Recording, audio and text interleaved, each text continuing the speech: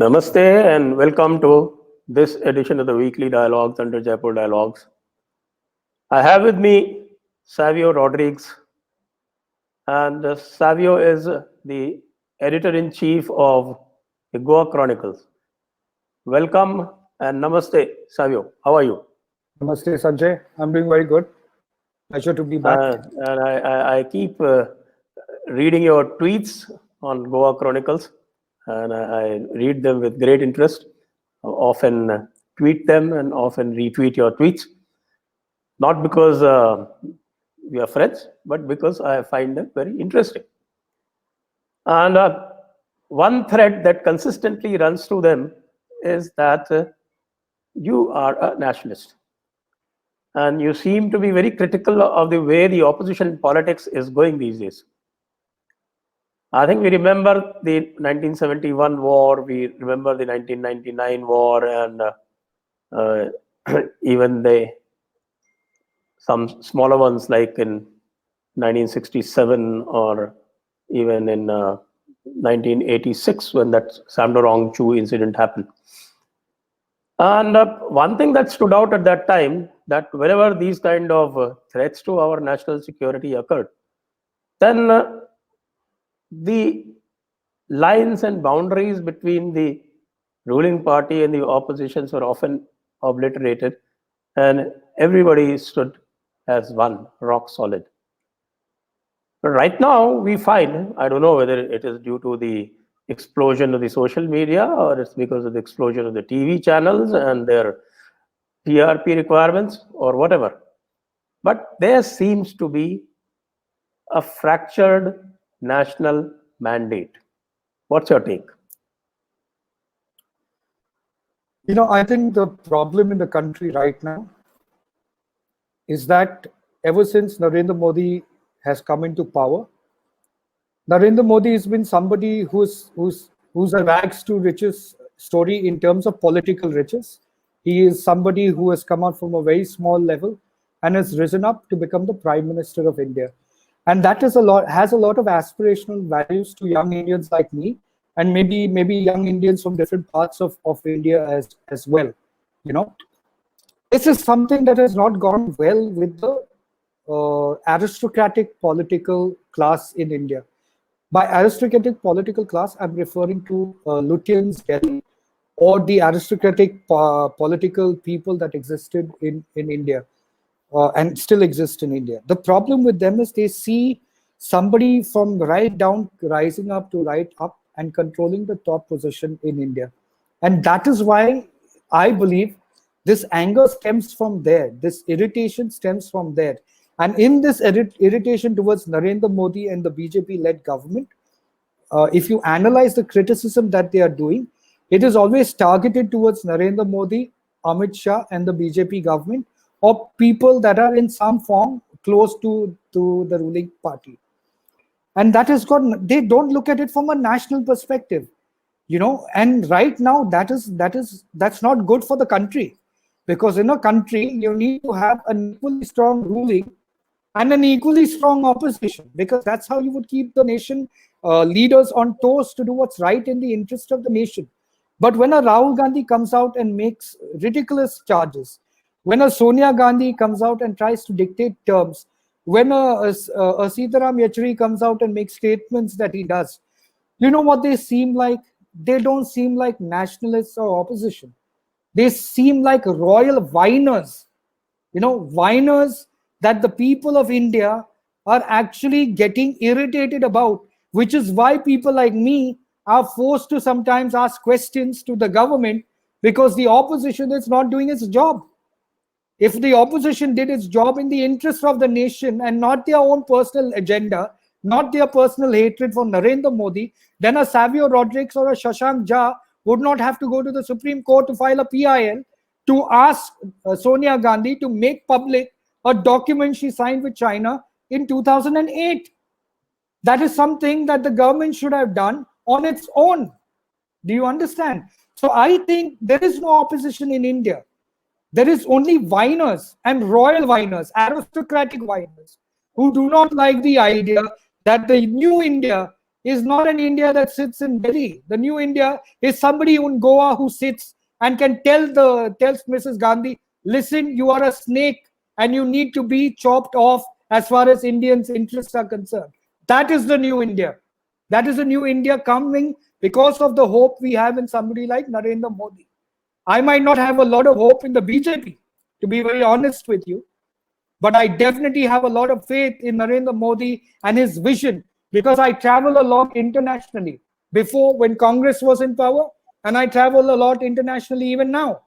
The fact of the matter is the perception of an Indian is changed so much that people show confidence in us now as Indians. They have confidence in our systems. They are willing to come and invest in India. They are willing to do business with Indians in their land without having that cloud of doubt in us that we were snake charmers and corrupt people, because that was what Nehru actually spread about us, a land of snake charmers.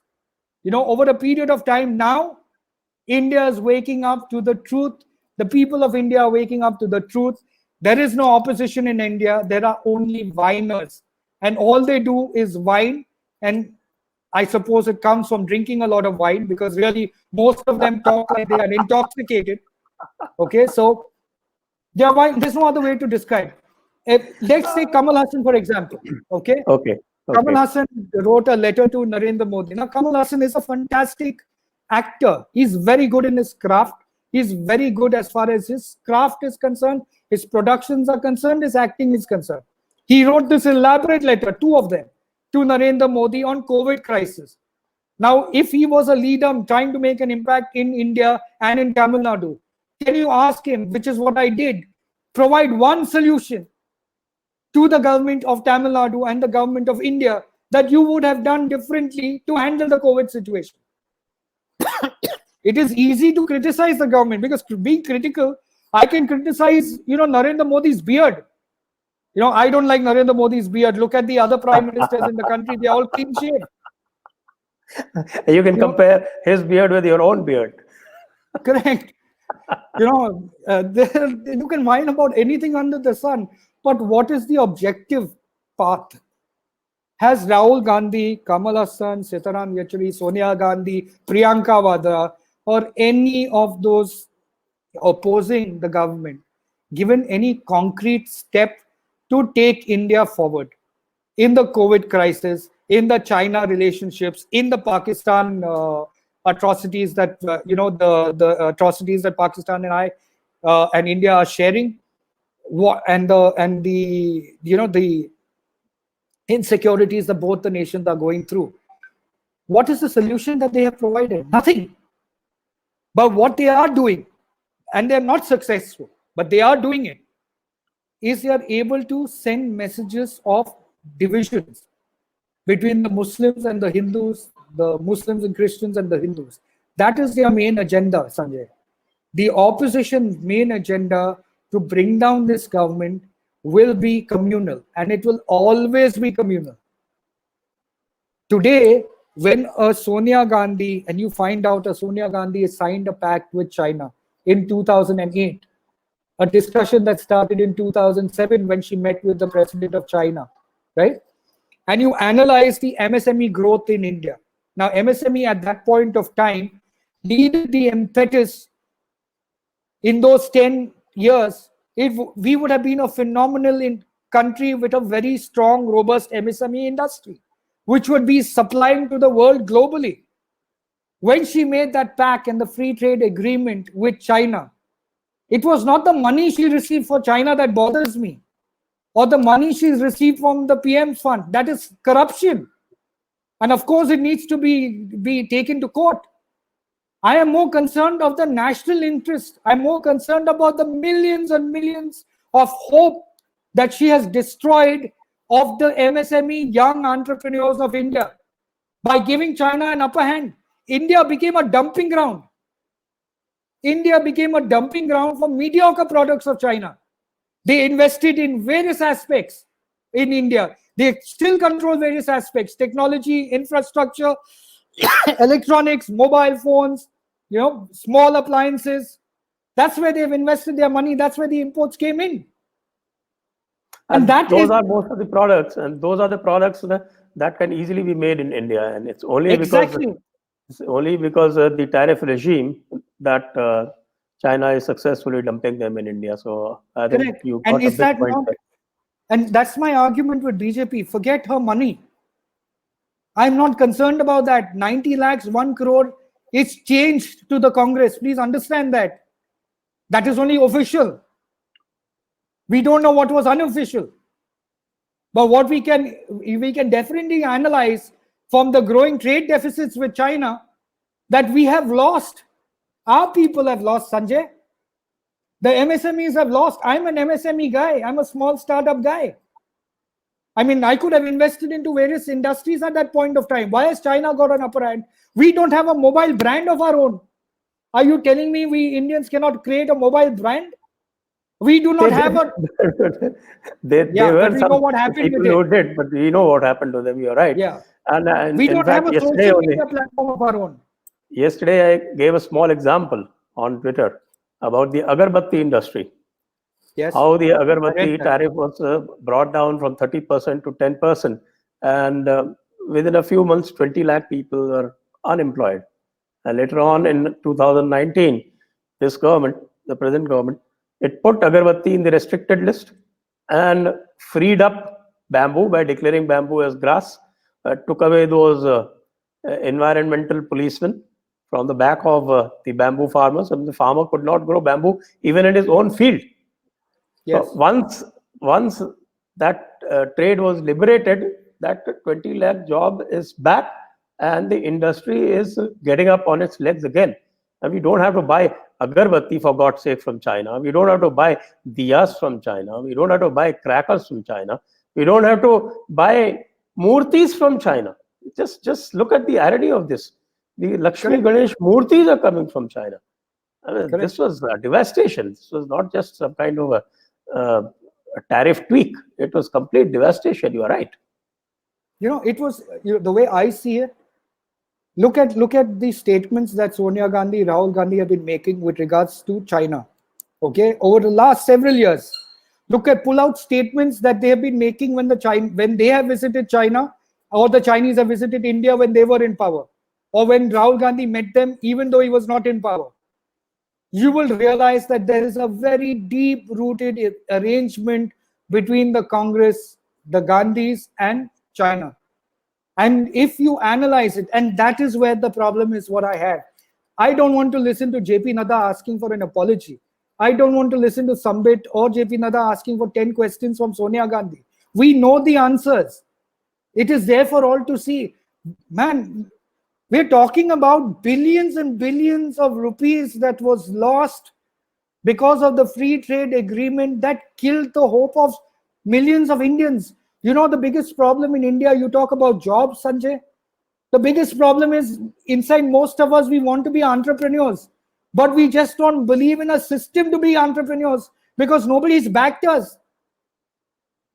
You have killed that in that time, from 2008 onwards, on earlier, even if you go earlier to their decisions, you will realize that everything is done to favor China.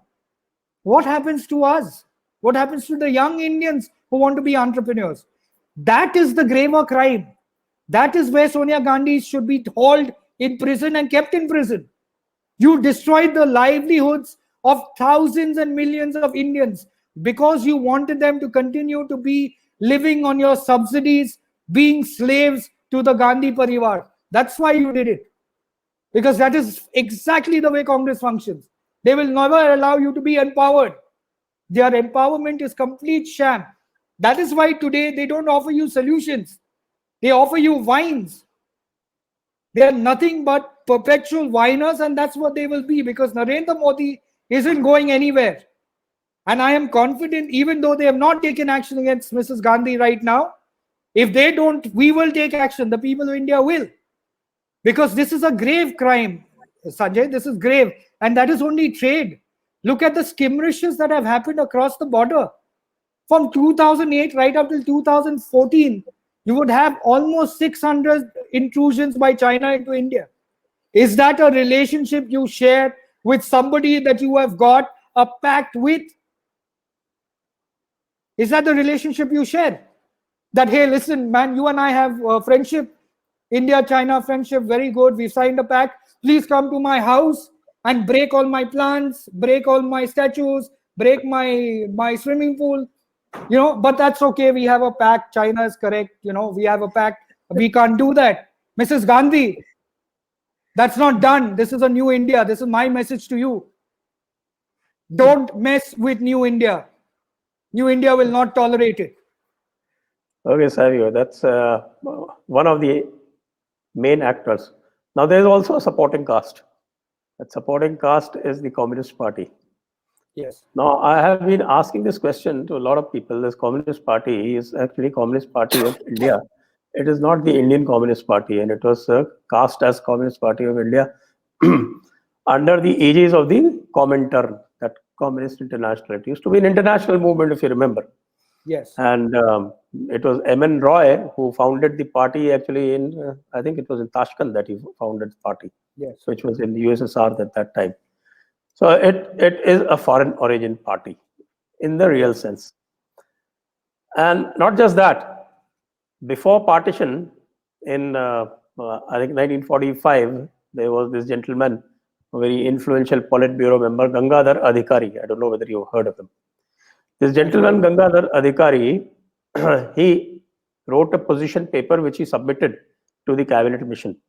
And that cabinet mission, he said that the British India and the princely states together, they needed to be broken up into 17 different nations because there were different nationalities on the basis of language and on the basis of different races. Of course, you know all the racist theory, the Aryan invasion theory and all that, which was planted by the British in India in order to divide Indians into different castes, into different regions. And this position paper also, interestingly, it said Pakistan should be given, even though the area that was going to be divided into Pakistan also had 5 or 6 or almost 10 different languages and 4 or 5 different so-called ethnicities. In fact, they were ethnicities. You may not be able to distinguish between a Tamil and a Bihari, but you could easily distinguish between a Baloch and a Pashtun and a Punjabi. Yes. So they had a different take for Pakistan, but for India, they said that it needed to be divided into 17 different countries. This question I've been asking all the communist parties and all their different formulations. Have you or has any communist party, Marxist and just without Marxist and Marxist, Leninist and Maoist or whatever, has a single one of them ever disowned that Gangadhar Adhikari paper? According to my information, they haven't. No.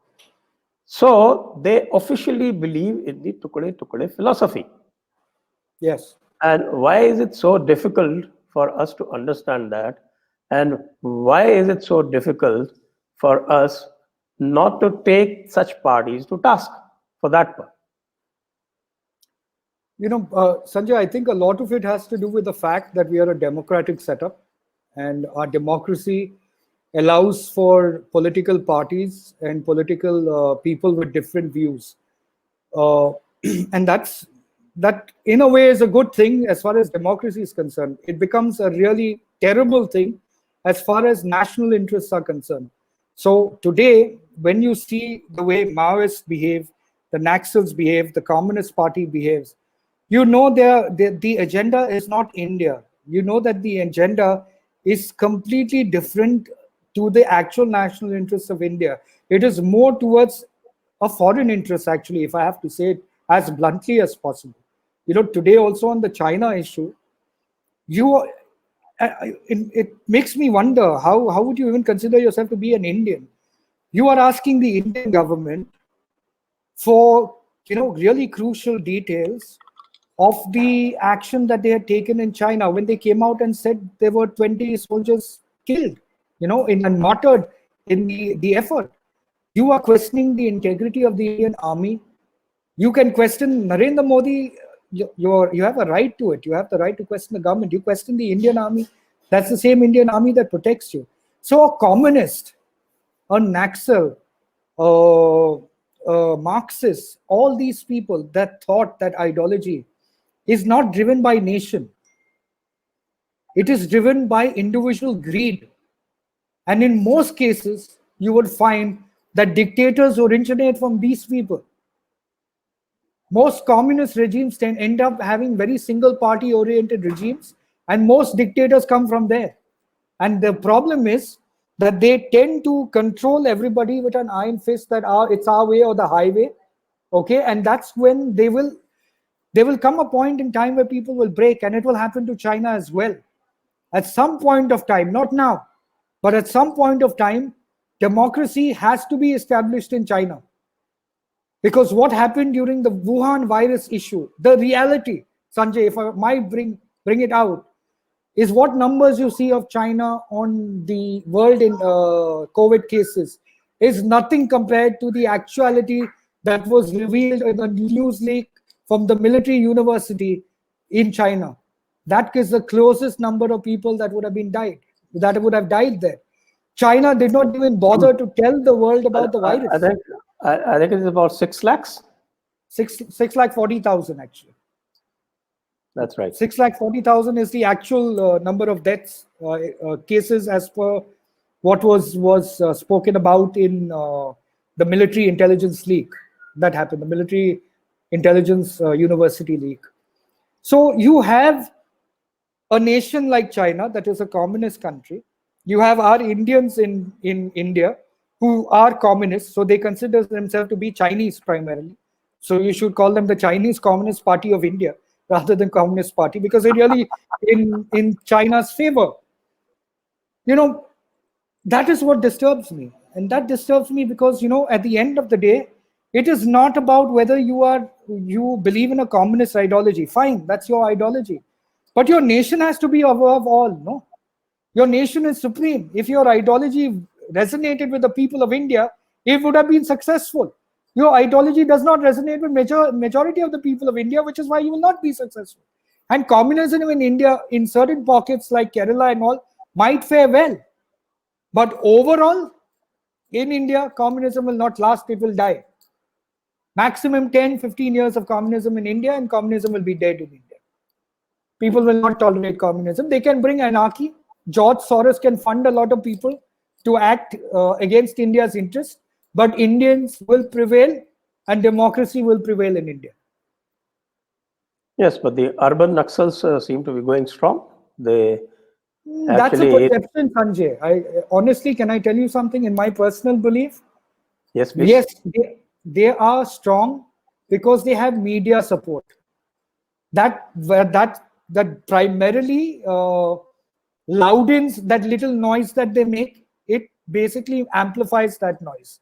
In reality, on the ground, at the ground level, the urban Naxals are of no value to anybody, because an Indian is only looking at roti, kapda, makan, or Bhagwan at the end. So you allow him to have his faith, have clothes on his body, have decent earning and life. He is happy. He's not bothered on your urban Naxalism. He's bothered on nothing. If people have driven themselves to Naxalism, it's because the previous governments have failed to look after these poor people. If people are driven towards conversion, which is happening in the Naxal belts, it is because the government at that time allowed for it to happen. It allowed for it to fail. It did not give them enough to support themselves. So they turned towards the Naxals. So they turned to the Christian missionaries who wanted to convert them. Today, if the Narendra Modi government bridges this gap in the next couple of years, there will be no conversions. There will be no Naxalism in India. There will be skirmishes, but there will be no conversion. There will be no Naxalism. It is the greed and the need that drives them towards it. That's what I see. But the urban Naxals did manage to sustain a absolutely fraudulent and fake agitation called the anti-CAA agitation for very nearly 3-4 months, and it was broken up only because of COVID. Sanjay, you're right about that. But let me tell you where the problem was. And the problem completely lied in the communication strategy of the government. Okay?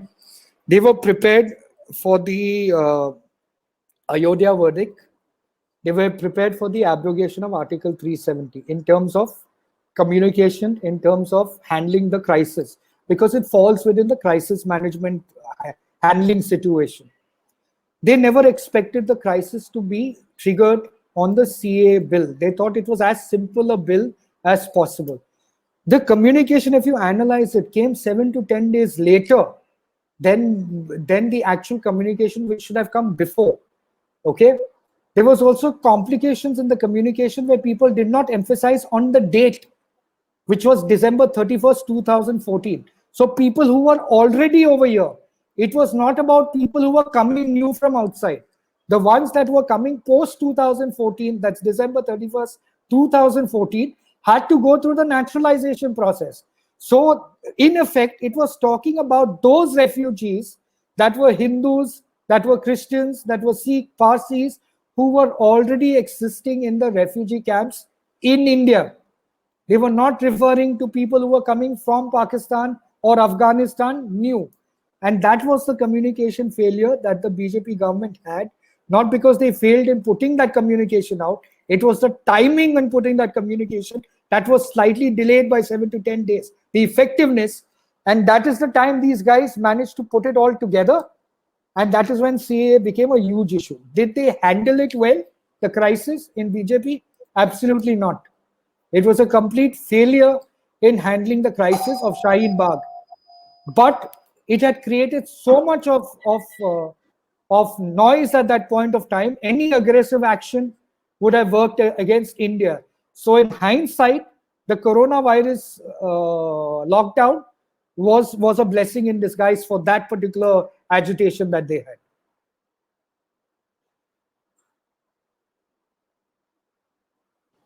Okay.